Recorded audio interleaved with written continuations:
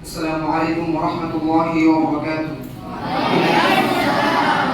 إن الحمد لله نحمده ونصلي على رسوله الكريم، أما بعد فأعوذ بالله من الشيطان الرجيم. بسم الله الرحمن الرحيم.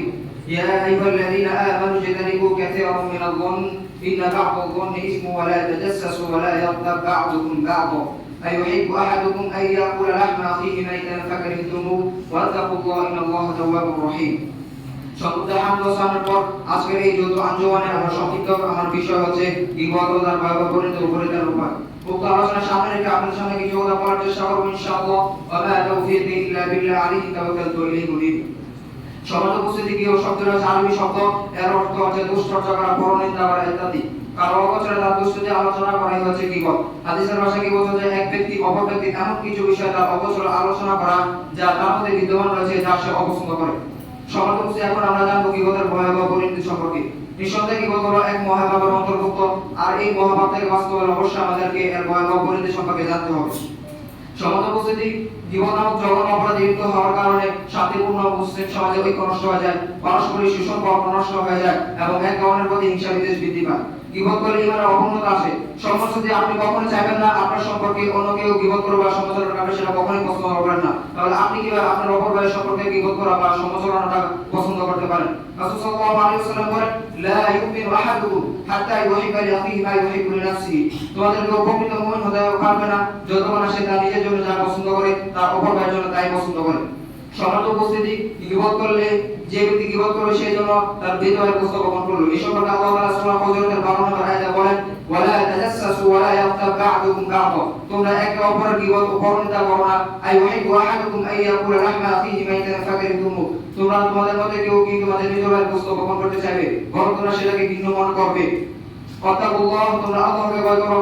ইন্নাল্লাহা তাওয়াবুর রহিম, নিশ্চয় আল্লাহ তাআলা তওবা করবেন ও পরম করুণাময়। সমাজ উপস্থিতি এই সম্পর্কে হাদিসে এসেছে, আব্দুল্লাহ বিন মাসউদ রাদিয়াল্লাহু আনহু থেকে বর্ণিত, তিনি বলেন, একদা আমরা রাসূল সাল্লাল্লাহু আলাইহি ওয়াসাল্লামের বসেছিলাম, তখন এমন সময় এক ব্যক্তি সেখানে উঠে চলে গেল। তখন ওই ব্যক্তি সম্পর্কে অপর এক ব্যক্তি কিছু সমালোচনা করলো, ফলে রাসূল সাল্লাল্লাহু আলাইহি ওয়াসাল্লাম তাকে বললেন, তুমি তোমার দাঁত খিলাল করো। তখন সে ব্যক্তি বলল, বুঝতে পারি কেন দাঁত খিলাল করব? তখন রাসূল সাল্লাল্লাহু আলাইহি ওয়াসাল্লাম বলেন, তুমি তো এইমাত্র তোমার ভাইয়ের গোশত বহন করলে। সমাজ উপস্থিতি গীবতটা কত জঘন্য হলে উক্ত কোরআন হাদিসে আল্লাহ রাসূল সাল্লাল্লাহু আলাইহি ওয়াসাল্লাম তার মৃত ভাইয়ের সাথে মৃত ভাইয়ের গোশত বহন করার সাথে তুলনা করতে পারে।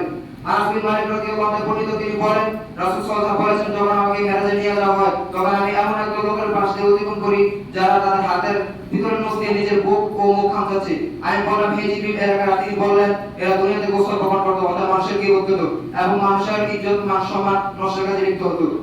সমান উপস্থিতি গীবতের এই ভয়াবহ পরিণতি থেকে বাঁচতে হলে আমাদেরকে কিছু বিষয় সর্বদা আমাকে মেনে চলতে হবে, যেমন তাকওয়া বা আল্লাহর ভীতি অর্জন করতে হবে এবং মনের মধ্যে সর্বদা তাকওয়াকে শক্তিশালী করে তুলতে হবে। আল্লাহ তাআলা সূরা আশর 18 নম্বর আয়াতে বলেন, ইয়া আইয়ুহাল্লাযীনা আমানু তাকুল্লাহ, হে ইমানদারগণ, তোমরা আল্লাহকে ভয় করো। ওয়াল তানজুর নাফসুম মা কদ্দামাত লিগাদ, প্রত্যেক ব্যক্তি ভেবে দেখা উচিত সে আগামীর জন্য অগ্রিম কি প্রেরণ করেছে।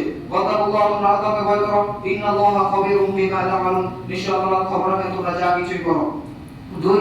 জিহ্বা ও মুখকে নিয়ন্ত্রণ করতে হবে। এই সম্পর্কে বুখারী 5993 হাদিসে এসেছে, রাসূল সাল্লাল্লাহু আলাইহি ওয়াসাল্লাম বলেন, মান ইয়ামাতলি মা বাইনা লাহিয়াইহি ওয়া মা বাইনা রিজলাইহি আযমাতাহুল জান্নাহ। যে ব্যক্তি আমার জন্য তার দুই চোয়াল ও দুই পায়ের মধ্যস্থ বিষয়ে জিম্মাদার হবে, আমি তার জন্য জান্নাতে জিম্মাদারি হয়ে যাব। 3 নম্বর হচ্ছে নিজের অন্যের দুষ্কৃতি তালাশ না করে নিজের ভুলগুলো তালাশ করতে হবে এবং সেগুলোকে সংশোধন করতে হবে। রাসূল সাল্লাল্লাহু আলাইহি ওয়াসাল্লাম বলেন, মান সাতারা মুসলিমান সাতারাহুল্লাহু ফিদ দুনিয়া ওয়াল আখিরাহ। যে ব্যক্তি তার মুসলমানের দোষগুলো গোপন রাখলো, আল্লাহ তাআলা দুনিয়াতে ও আখিরাতে তার দোষগুলো গোপন রেখে দিবেন। সমাজে উপস্থিত আলোচনা আমাদেরকে বুঝতে পারি যে গীবত হলো মানব চরিত্রের এক দুঃস্বভাব, যার কারণে সমাজে অশান্তি ও বিশৃঙ্খলা সৃষ্টি হয়। আর গীবত হলো হকুল ইবাদত, অর্থাৎ বান্দার হক। এজন্য যার গীবত করা তার নিকট ক্ষমা চাইতে হয়। আল্লাহ তাআলা আমাদের সকলকে গীবত থেকে আল্লাহ বেঁচে থাকার তৌফিক দান করুন। সকল বলি আমিন। আসসালামু আলাইকুম ওয়া রাহমাতুল্লাহি ওয়া বারাকাতুহু।